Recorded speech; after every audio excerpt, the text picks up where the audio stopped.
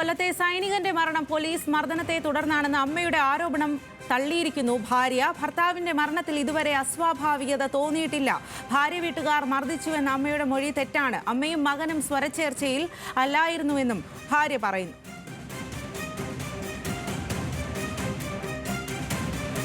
ആൾക്ക് എല്ലാ ദിവസവും രാവിലെ ഞാൻ വണ്ടി ഓടിച്ചു കൊണ്ടുപോയി ബിവറേജസിൽ കൊണ്ടുപോയി കുപ്പിയെടുക്കണം.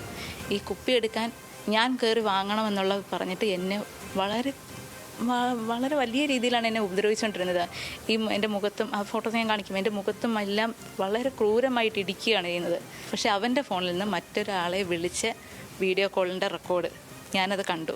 എന്നെ ഈ കുടിക്കുന്നതിൻ്റെ പേരും പറഞ്ഞ് എന്നെ അടിക്കുന്ന കൂട്ടത്തിൽ ഞാൻ ഈ ഒരു കാര്യം ചോദിച്ചു. പിന്നെ അവരുടെ അമ്മ പറയുന്നൊരു കാര്യമാണ്, ജാമ്യത്തിൽ ഇറങ്ങിയതിന് ശേഷം തീരെ ആരോഗ്യമില്ലാത്ത അവസ്ഥയിലായിരുന്നു. ജാമ്യത്തിൽ ഇറങ്ങിയതിന് ശേഷം എൻ്റെ വീട്ടിൽ വന്ന് അവൻ്റെ ബൈക്ക് അവൻ്റെ സാധനങ്ങളെല്ലാം എൻ്റെ വീട്ടിൽ നിന്ന് എടുത്തും പൂർണ്ണ ആരോഗ്യവാനായിട്ട് എടുത്തുകൊണ്ട് പോകുന്ന വീഡിയോസ് വരെ എൻ്റെ കയ്യിലുണ്ട്.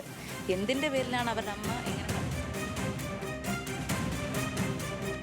വിവരങ്ങളുമായി കൊച്ചിയിൽ നിന്നും ഷീന മാർട്ടിനാണ് ചേരുന്നത്. ഷീന, വലിയ തരത്തിലുള്ള ഒരു ആരോപണമായിരുന്നു അമ്മ പോലീസിനെതിരെ വരെ ഉന്നയിച്ചത്. പോലീസ് മർദ്ദനത്തിലാണ്, എങ്ങനെയായിരുന്നു പോലീസ് മർദ്ദിച്ചത് എന്നുള്ള കാര്യങ്ങളടക്കം വിശദീകരിച്ചിരുന്നു.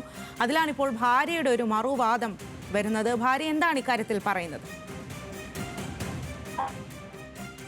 സൈനികൻ മരിച്ചത് ഇത്തരത്തിൽ കുണ്ടറ പോലീസിന്റെ ഏതെങ്കിലും തരത്തിലുള്ള മർദ്ദനം കൊണ്ടല്ല എന്ന് ഭാര്യ ഉറപ്പിച്ചു പറയുകയാണ്. പോലീസ് മർദ്ദിച്ചിട്ടില്ല, അതേപോലെ തന്നെ ഭാര്യ വീട്ടുകാരും മർദ്ദിച്ചിട്ടില്ല.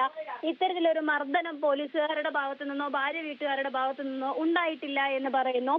ഇത്തരത്തിൽ അമ്മ ഏതെങ്കിലും തരത്തിൽ ഇങ്ങനെയൊരു മൊഴി നൽകിയത്, മകൻ മരിച്ചത് മർദ്ദനം കൊണ്ടാണെന്ന് ഉള്ള മൊഴിയും ഭാര്യ വീട്ടുകാർ ഉപദ്രവിച്ചു എന്ന മൊഴിയും ഒക്കെ നൽകിയത് ഭാര്യയ്ക്ക് ആനുകൂല്യങ്ങൾ, പട്ടാളക്കാരന്റെ ആനുകൂല്യങ്ങൾ ഒന്നും തന്നെ ലഭിക്കാതിരിക്കാനുള്ള ഒരു വഴിയായിട്ടാണ് അവർ ഇത്തരത്തിലൊരു മൊഴി രേഖപ്പെടുത്തിയിരിക്കുന്നത് എന്നാണ് ഭാര്യ പറയുന്നത്. സൈനികനായ തോംസനും ഭാര്യ താമസിച്ചിരുന്നത് ഒരുമിച്ചാണ്. ഭാര്യ വീട്ടിലായിരുന്നു ഇവർ താമസിച്ചിരുന്നത്. അങ്ങനെയാണെങ്കിൽ ഭാര്യ വീട്ടുകാർ മർദ്ദിച്ചിരുന്നുവെങ്കിൽ എങ്ങനെയാണ് ഭാര്യ വീട്ടിൽ താമസിക്കാനായി തോമസൻ പിന്നെയും വരിക എന്ന് ഭാര്യ ചോദിക്കുന്നുണ്ട്. അതേപോലെ തന്നെ ഭാര്യയുടെ അവിഹിത കുറ്റം കണ്ടുപിടിച്ചതിനാലാണ് ഇവർ തമ്മിൽ വഴക്കുണ്ടായത് എന്നുള്ള തരത്തിലാണ് അമ്മ മൊഴി നൽകിയിരുന്നത്. എന്നാൽ ഭാര്യ പറയുന്നത് ഇത്തരത്തിൽ തോംസന്റെ അവിഹിത ബന്ധം ചോദ്യം ചെയ്തപ്പോഴാണ് ഇത്തരത്തിൽ ഇവർ തമ്മിൽ പ്രശ്നങ്ങൾ ഉടലെടുത്തത്. അപ്പോഴാണ് ഇവർ തമ്മിൽ പ്രശ്നങ്ങൾ ഉണ്ടായിരുന്നത്. ഭർത്താവിന്റെ മരണത്തിൽ യാതൊരു തരത്തിലുള്ള അസ്വാഭാവികതയും ഇതുവരെ തോന്നിയിട്ടില്ല. ഭർത്താവ് ഇത്തരത്തിലൊരു പാൻക്രിയാസ് രോഗിയായിരുന്നു, മദ്യത്തിന് അടിമയായിരുന്നു. ഒരു തവണ ഡി അഡിക്ഷൻ സെന്ററിൽ നിന്ന് പോയി വന്നതിന്റെ തെളിവുകൾ കയ്യിലുണ്ട്. അത്തരത്തിൽ മദ്യത്തിന് അടിമയായ ഒരു വ്യക്തി ഇനി മദ്യപിച്ചാൽ ഏതെങ്കിലും തരത്തിൽ ബുദ്ധിമുട്ടുണ്ടാകും, ശാരീരിക ബുദ്ധിമുട്ടുണ്ടാകും, മരണം പോലും സംഭവിക്കാമെന്ന് ഡോക്ടർമാർ പറഞ്ഞൊരു വ്യക്തിയായിരുന്നു. അങ്ങനെയായിരിക്കും ഭർത്താവിന്റെ മരണം നടന്നിട്ടുണ്ടാവുക. അല്ലാതെ ഏതെങ്കിലും തരത്തിൽ ആരെങ്കിലും മർദ്ദിച്ചതായോ ഒന്നും ഭാര്യയ്ക്ക് അറിവില്ല. ഇന്നുള്ള തരത്തിലൊക്കെയാണ് ഭാര്യ സംസാരിക്കുന്നത്. സ്വാതി.